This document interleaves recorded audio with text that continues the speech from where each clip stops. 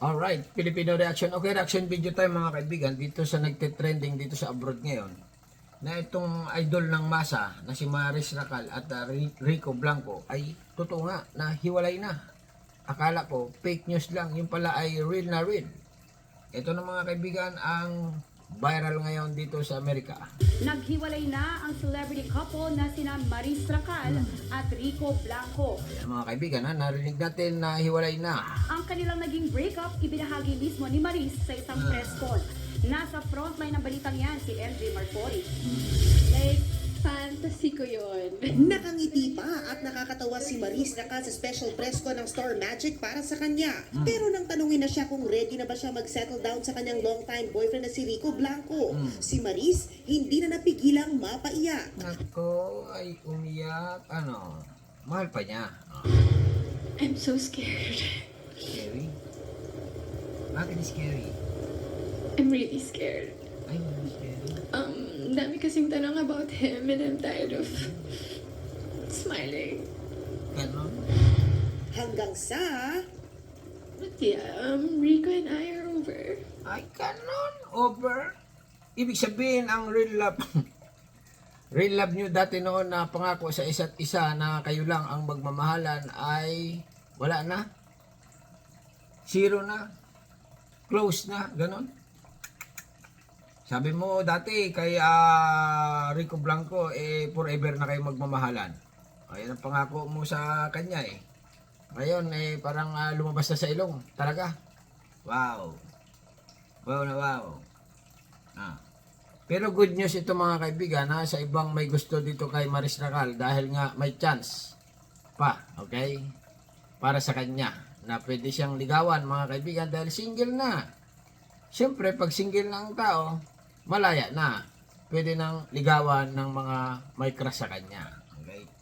Maris Racal, huwag kang umiyak. May darating pang love life sa iyong buhay. Continue lang. So sorry, Maris. Ang kanilang masayang 5 taong pagkasama ng musikero natapos na. Kwento ni Maris, fresh at ilang linggo pa lang ang nakakalipas nang maghiwalay sila ni Rico. Ako ay talaga confirm na ito mga kaibigan. Hiwalay na. Ibig sabihin talaga yung pana, okay? Pana ni Cupido na pinana sa inyong dalawa ay ngayon ay nahugot na. Wala na. Wala nang feeling sa isa't isa. Kaya kailangang mag-move on na pag ganito. Nako. Grabe ito. Akala ko ba naman forever na? At gaya ng classic Maris Racal, kahit nahirap, nakukuha pa rin magpasaya. Paano ka nagko-cope up ngayon? Nanonood lang ako ng Bluey. Gano'n, nanonood ka ng Bluey? Pero maganda dyan, naghiwalay kayo, wala kayong anak. Okay? Kasi nga, kung naghiwalay kayo na may anak, ay medyo apektado yung anak. Ha? Continue lang. Ayun lang. Magandang bata ito, magandang dalaga ito. Kasi nga, parang Barbie. Barbie ang pagmumukha niya. Maris Racal at Rico Blanco. Confirmado. Hiwalay na. For real. Real na real. Paliwanag ni Maris, wala siyang maikling sagot para ipaliwanag ang nangyaring hiwalayan. Aniya, sobrang komplikado ang nangyari sa kanila. Sa 5 years namin together, we were always on the same page. Same page. Pagkatapos, Always on the same page. ganon. Always daw. Same page. Ganon. Okay, continue lang. But I don't know what happened to me. Huwag ka na umiyak. Move on na. Tingin ko si Rico Blanco naka-move on na rin. Okay? Ganyan talaga ang buhay. Minsan ay in love, minsan ay hindi. Okay? Minsan ay medyo wawa, minsan ay wala. Di ba? Minsan ay may asawa, minsan ay hiwalay din pag may time. Di ba? Mas maganda ngayon hanggat hindi pa kayo kasal ay hiwalay na kayo. Kasi nga pag kasal na kayo ay mahirap na maghiwalay. Malaking pera na magagastos. Mabuti pa nga at naagapan na 5 years. 5 years ang relasyon nila mga kaibigan ha. Okay lang. 5 years. Yung iba nga kay Daniel Padilla 12 years yata yun Hiwalay na rin. Bagay, uso naman yan ngayon. Normal lang yan, uso. Okay? Okay, continue lang Maris. Ilabas mo ang iyang dapat ilabas.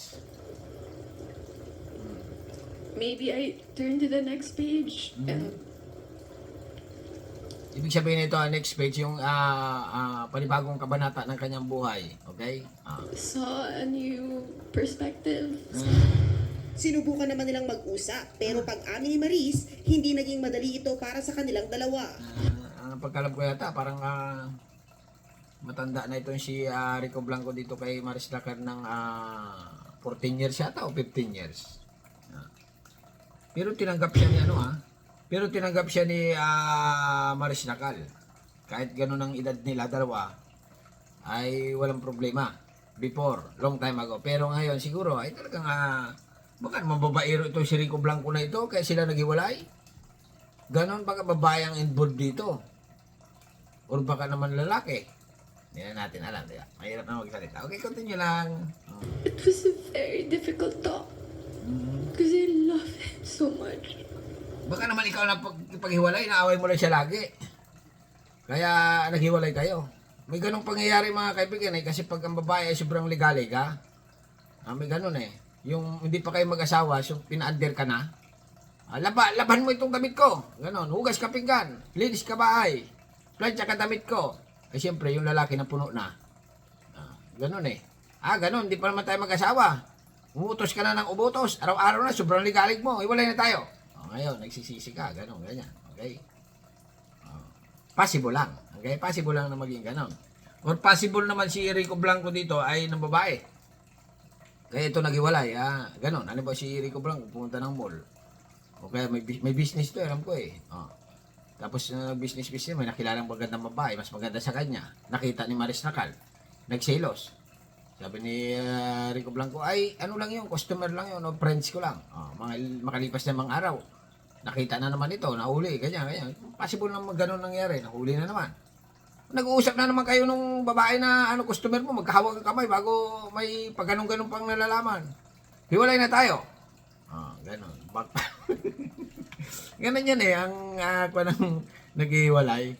Possible na yung babae, maligalig. Possible naman itong lalaki, ay may nahuli na may jiwawa, siyota. Okay, kabit. Gano'n. Hiwalay na tayo. Mas pinili mo siya kaysa sa akin. Mas maganda siya kaysa sa akin. Mas magaling siya kaysa sa akin. Ganon. Hiwalay na tayo. Sa tingin mo. Okay? Sabi naman ni Rico Blanco, oo.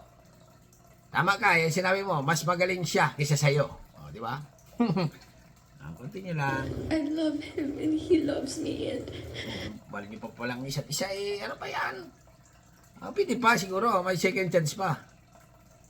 Ibig sabihin, mahal mo siya bago mahal ka niya, bago hiwalay na kayo.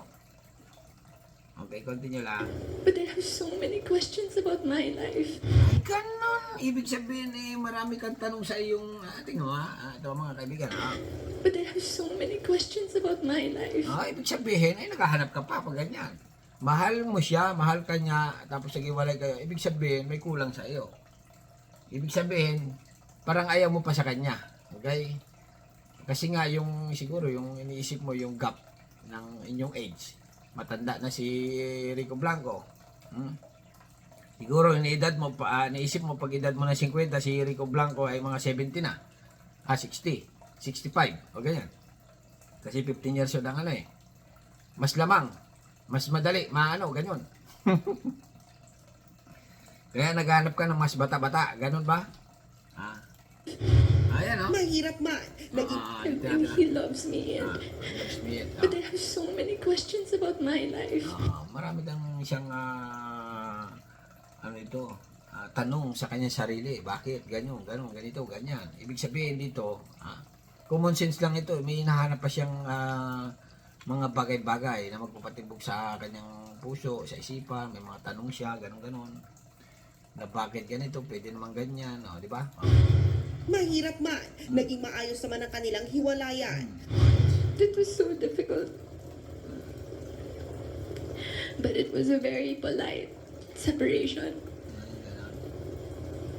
Mabuti na lang, maayos ang inyong kalagayan. Yung iba, nagpabarangay pa Oo. Dami alam. Okay mga kaibigan, reaction video lang ito. Kasi nga yung iba, bago maghiwalay, nagpapabarangay pa. Di ba? Buti na lang ito maayos. Continue lang. Up to the very end of our relationship, it was still full of love, full of understanding. And Rico is one of a kind. Wala pa namang tugon o pahayag kaugnay niyan si Rico. Samantala, naghahanda si Maris para sa ilang nakalinya niyang proyekto sa Kung Can't Buy Me Love star niya na si Anthony Jennings. Nako, ay alam na. Kaya pala ito si kaya pala naman ito si Maris Lacal ay may tanong sa kanya sarili. May kulang, ha? Siyempre, may edad na nga naman si Rico Blanco, hindi na siguro mahilig. Kaya sawa na sa mga bagay-bagay, di ba? Kaya ito si Maris Lacal ay medyo bata pa, medyo makisig pa. Kaya, ay alam na ito. Common sense lang ito. Pero continue lang, ha? Nagbabalita mula sa Frontline, MJ Marfori, News 5. Tapos na. Alright, mga kaibigan, ayan o, umiyak. Pa at nakakatawa si Ayan, okay, gandang bata. Okay, magandang babae. Bagay sa magandang Pinoy. Magandang lalaking Pinoy. Kung ako dito kay Maris Lacal, magpaligaw ka na sa mga tambay. Huwag na sa mga mayaman. Kasi nga mga mayaman, pag nag-away, hiwalay na agad. Hindi katulad ng mga tambay, pag tama lang, yung mga mahirap lang na tao, dami niyan, Pilipino, ganyan nga. Ha? Alam mo ang kahit sipain mo yan, mawi yan eh. Mawi ng bahay yan. Pag halimbawa nag-iasawa mo, kaya hindi ka hiwalay yan pag mga ordinaryong tao. Pero pag mayaman, mapira. Pag sinipa mo, hindi na mabalik sa iyo. Kasi nga may pera, matulog lang sa ibang bahay. O, di ba? Pag mahirap, ordinaryong tao lang na tambay, pag sinipa mo, batuhin mo pa ng arenola. Kinabukasan, mauwi ng bahay. Ganon. Alright? Yan ang payo ko. Manap ka ng pangit at ibigin mong tunay. Andrew, okay? Dito na lang at subscribe ang channel. Don't forget, comment. Manap ka ng mahirap at si Maris mahaling Lacal sa tunay. special press ko ng Star Magic. Yung milit pa. Okay, subscribe. Thank you. Bye-bye.